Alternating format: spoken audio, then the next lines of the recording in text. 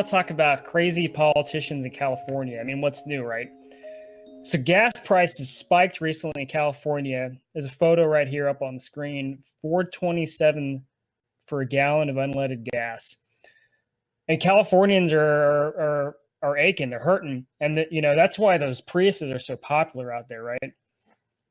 But craziest thing from Reason.com had an article talking about Governor Newsom. So Governor Newsom in 2017 was promoting an additional gas tax. And then in 2018 was on the other side trying to repeal a gas tax. And now in 2019, guess what he does? He asks regulatory body to open an investigation into why the gas prices are so high in California. I wonder what it is, Governor. Well, it's probably the taxes.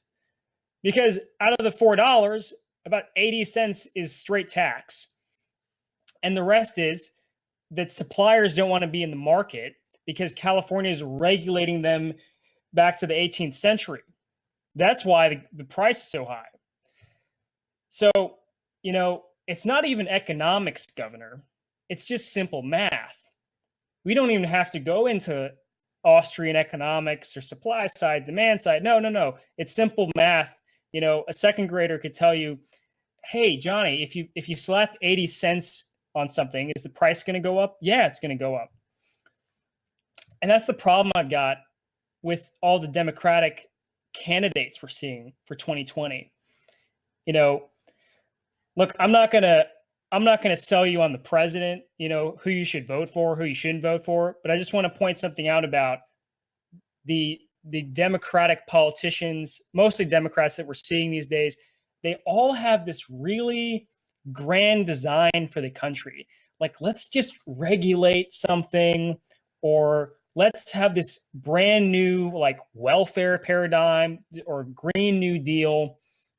And they're all absolutely nuts. They have no idea how to pay for them, right? How are we going to pay for the Green New Deal, Alexandria Ocasio-Cortez? How are we going to pay for free Medicare for all? How are we going to pay for bailing out all the college kids that took on college debt?